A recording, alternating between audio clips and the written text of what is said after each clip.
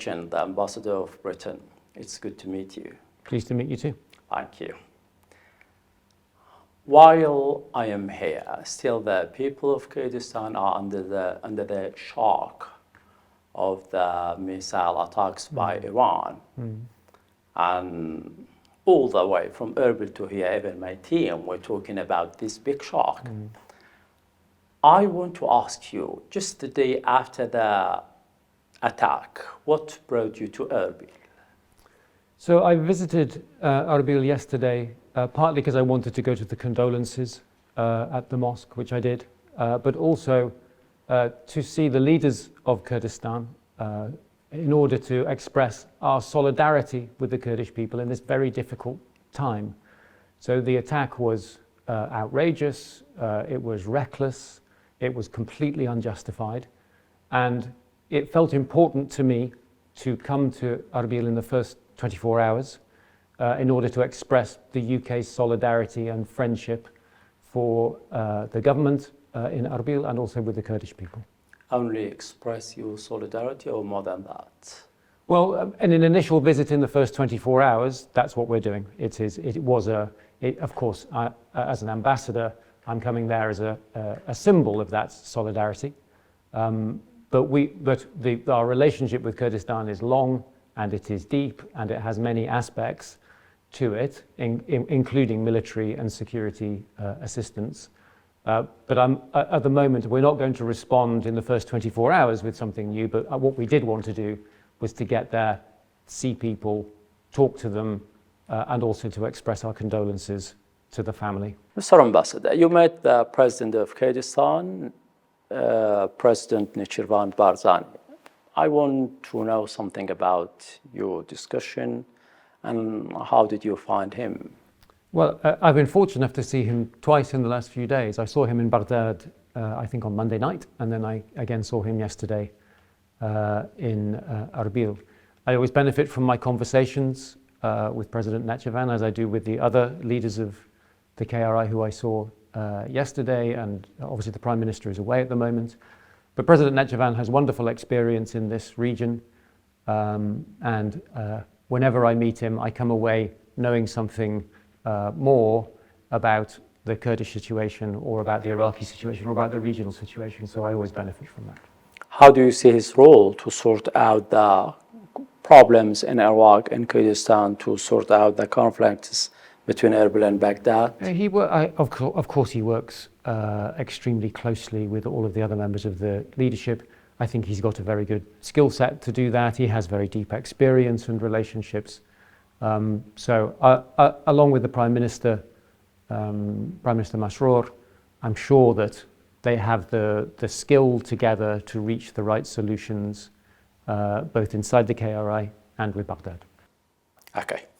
Mr. Ambassador, the British government played a crucial or a great role in establishing a no-fly zone in 1991, also mediating conflicts in the mid of 90s and before. The role of British government was much more than now. Why now the British government do not, it's not as close as before to the Kurdistan region when the Kurdish region are facing lots of problems? So the nature of our relationship is changing, but our friendship remains constant. So in my first 6 months, I've come to the KRI 11 times, 12 times, so I'm coming very, very regularly. We take that relationship very seriously. And my conversations in London with politicians and with senior officials, the Kurds are very close in our considerations. I would also say that a lot of diplomacy is best done in private rather than in public. So you're not seeing all of the things that we are doing because that's the nature of government relations. What I do think is that the nature of the relationship is changing. So as you say, if you go back to 1990 and 1991, the no-fly zone, very big British part in that with the Americans in establishing it, and that was you were facing genocide at that time from your own government. And I think everything that has followed really started with that moment.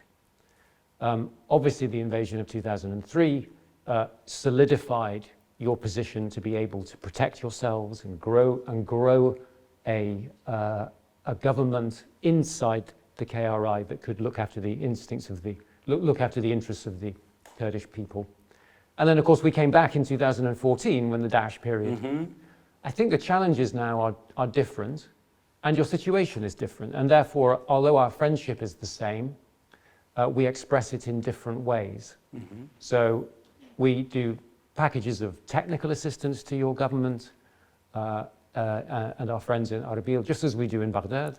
But what we're attempting to do is to enable the Kurdish people to stand on their own feet so that we're not coming back in 1990, in 2003, in 2004. We want the Kurdish people and Iraq as a whole to be able to flourish without Western help in that way. So what we're doing is a lot of assistance behind the scenes in technical ways rather than the big military intervention. Okay, according to your explanation or to your answer, you helped Kurdish people to stand on their feet, but do you think they are fine, they are in a good position now? The Kurdish regional government is standing strongly on his feet? I think that you're still facing many problems. I mean, that is clear, and I'm not complacent or naive about those problems. But if we speak to older Kurds, if you compared the situation in 1990 to the situation now, of course it's not perfect now. Of course you have many problems now. But they are far more political and economic problems than they are what you were facing at that time. So, yeah, I wouldn't want to underestimate the problems now, but I do think that there is a positive trajectory for the KRI and indeed for the whole of Iraq. Okay. The Erbil airport is frequently targeted by militias in Iraq, which call themselves Islamic Resistance or Muqawama Islamiyya. How do you see this? Well, those attacks are entirely unjustified. And in the KRI, you've been subjected to various forms of attack. I think 3 different types. There's the missile attack from 2 nights ago. There are the regular attacks on Erbil air base where coalition forces are. And also there's been an attack on Peshmerga base as well. Obviously, there is a common thread behind those attacks. The attacks on Erbil air base are wholly unjustified. We are here as the guest of the Iraqi government and of the Kurdish authorities in order to fight Daesh. We can come on and talk about the end of that mission in a moment, but we are the guests of the Iraqi government and of the Kurdish authority, and we've spent 10 years assisting you. So those attacks are unjustified. Happily, they have not led to anyone being killed on Erbil air base, but we have to take them. They are serious attempts to kill. They are not messages. They are not harassment. Mm-hmm. You do not send a message with 25 kilos of high explosives. That is a serious attempt to kill people, and we must treat it in that way. And I think the broad picture of an attempt to destabilize the Kurdish government and Erbil is part of a plan in order to undermine the stability of that region and to challenge us as your friends as well. Okay. So do you think there are measures that can be taken to limit these attacks on Erbil International Airport? Yeah. What are they? Well, I think there's a strategic thing and then there's a tactical thing. So at tactical level, obviously the coalition is taking measures to look after itself. And that can be at the level of big piles of sandbags, and it can be at the level of technical countermeasures against these attacks. But also there is a much wider picture here in the region to try to de-escalate these tensions. And that, as diplomats, is our main aim, is to de-escalate the tensions in the region, of which this is one part. What risks these attacks pose in your forces at Erbil International Airport? Real risks, yeah. I mean, these are serious weapons that are being fired. They vary from night to night, but they have been large packages of high explosives on those rockets and on those drones. So they pose real threats every night to our soldiers who are there and also our coalition friends. Would you mind providing me the current number of your troops in Erbil? So that number changes every day. If I give you a number today, it might be different tomorrow, but the number is in Give me the number of today. Low hundreds. And what are their roles there? They've got various tasks that they're doing. They are part of the counter Daesh mission. That is the reason that they are there. They're there to train and to assist. There are various roles that they play. It's best that I don't go into detail on television about everything they're doing, but it's all in coordination with the coalition and with the Kurdish authorities and, of course, with the Iraqi government. I, again, go back to the attacks on Erbil International Airport or other places in Kurdistan. I mean, the attacks targeting the coalition forces. Do you think these attacks cause security international forces at real risk or make them to feel not comfortable to come to Kurdistan anymore? No, I wouldn't go that far. So we have been on this mission for 10 years. It will be 10 years this year. We've made really good progress against Daesh. We don't want to make the mistakes of 10 years ago when we left Iraq and then there was a problem with ISIL. We want to complete our mission. And then there will be a future relationship beyond the coalition. None of us want the coalition to be a permanent feature, but we want to transform at some point to strong bilateral security relationships inside Iraq, because the ISIL problem will not go away, and you will live in a very difficult neighborhood for a long time. So the end of the coalition does not mean the end of our security relationship. The trick is how we transform it from one thing to the other.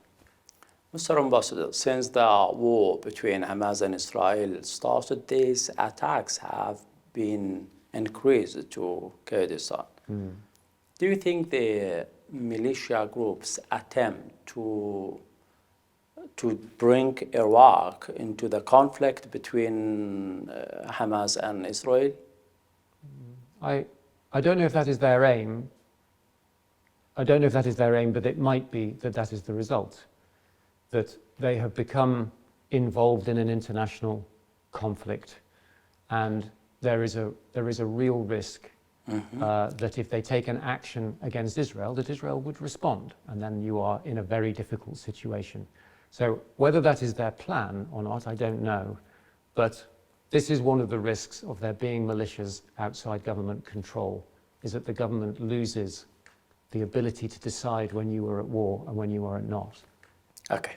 I want to talk to you about the ISIS in Iraq and Kurdistan. Still active actions in Iraq and Kurdistan, and the Iraqi government says no, they are quite weak, and vice versa, not as threat as before.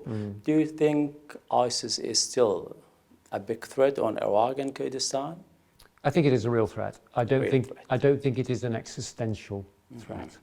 So 10 years ago, it was a threat to the government. It could have destroyed the state in Baghdad, and it could have destroyed the state in Erbil, which was the reason for our intervention. That is not the situation now.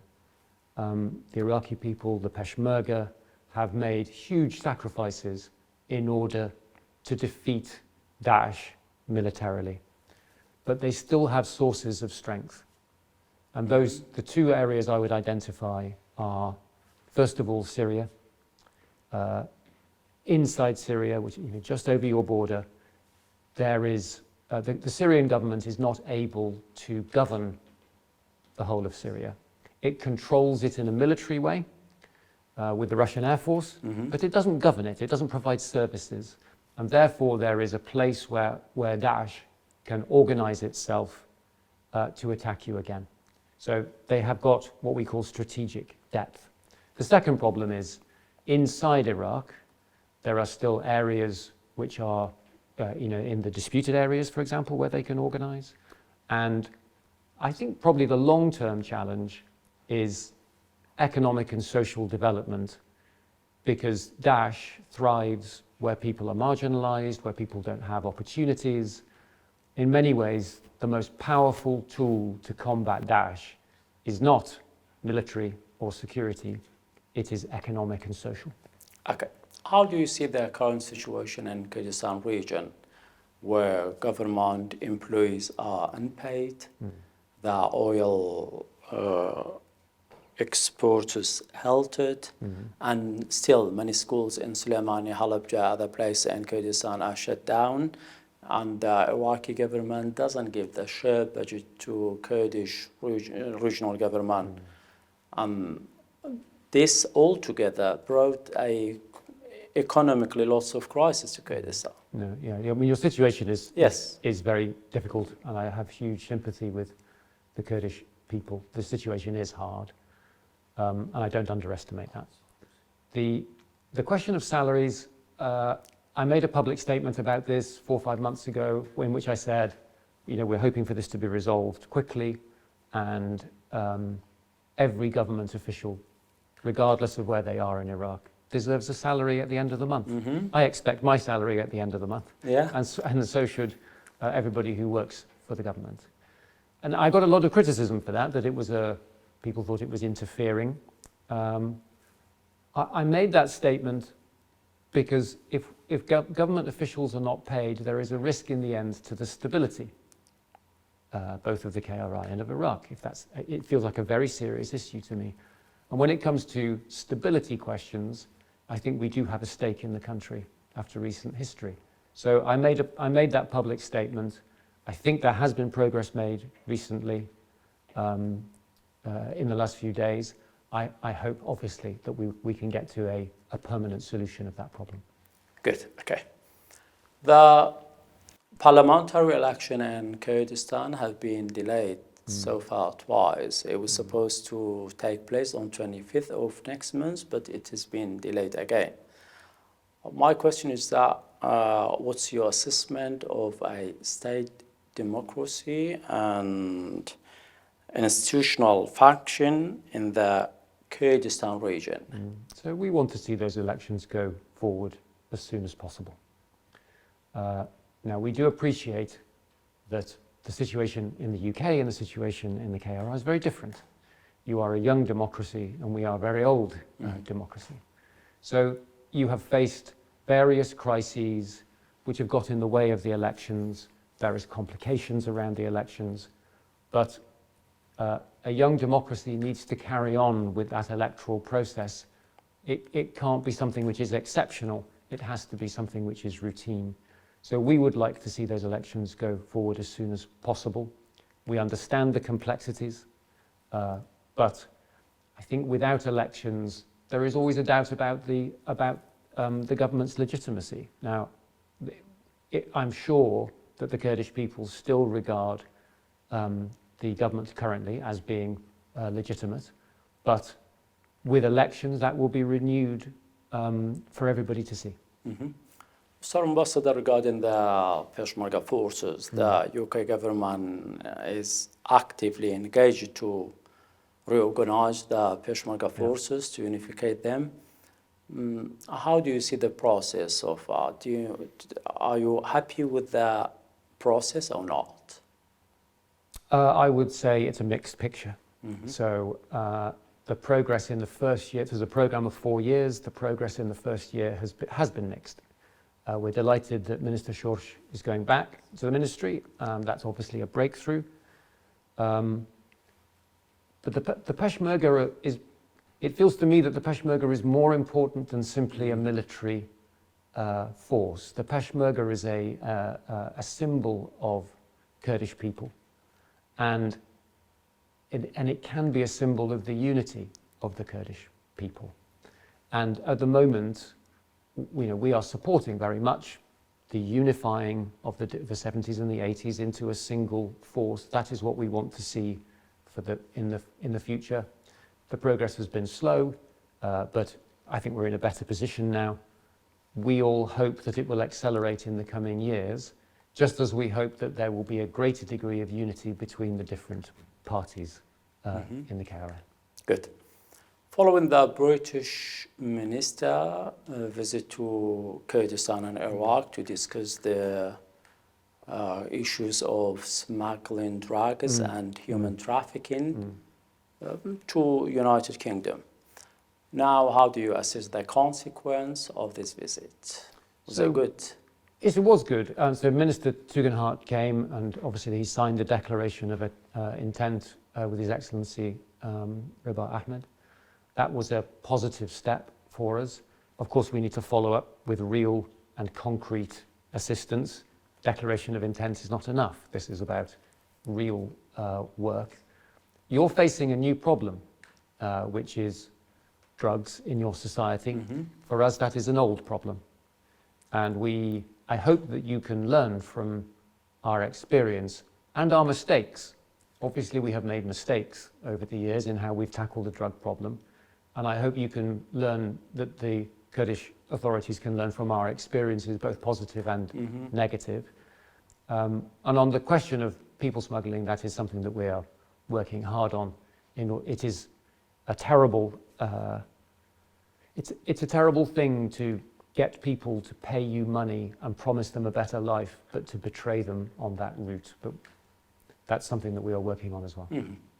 Mr. Ambassador, a significant number of young people from Iraq and Kurdistan are smuggling and entering the United Kingdom every month, maybe every week, yearly. What's the future of these people in the UK? So, thank you for asking me this question. I think I would like to say to anybody who's watching this program, who's thinking about paying a smuggler, they should not believe what they are told. They will pay a huge amount of money in order to be smuggled somewhere, and most people never make it. Most people don't get there. They are betrayed on the route by the smugglers. It's a dangerous road. Lots of people die doing it. Lots of people drown. These smugglers are exploiting people, making false promises, and young people who are dreaming of something better do not get that. So I would say to people who are thinking about it not to do so. The question in the UK, in different times we have been extremely generous. There's a large Kurdish community in the UK, and lots of times in the 1980s and 1990s, people received asylum in the UK because they faced genocide from Saddam Hussein. They faced unbelievable oppression. I'm not saying that everything is perfect in the KRI now or in Iraq. Of course it isn't. There are huge challenges. But the system, asylum, is for people who are politically oppressed. The political situation here is not perfect, but it is very different from the 1990s and 1980s when people were facing genocide. And now what's the plan in terms of returning these asylum seekers back? Have you requested to Iraqi and Kurdish government to return them back? Yeah, I won't go into detail on this one because we're cooperating closely on this subject and we're in constant dialogue with Erbil and with Baghdad on it. And the response? I think you might have to ask them that question rather than. I think we are in dialogue with them. It's positive, but I don't want to go into details. That's absolutely fine. Stephen Hitchen, Ambassador of the UK. Many thanks.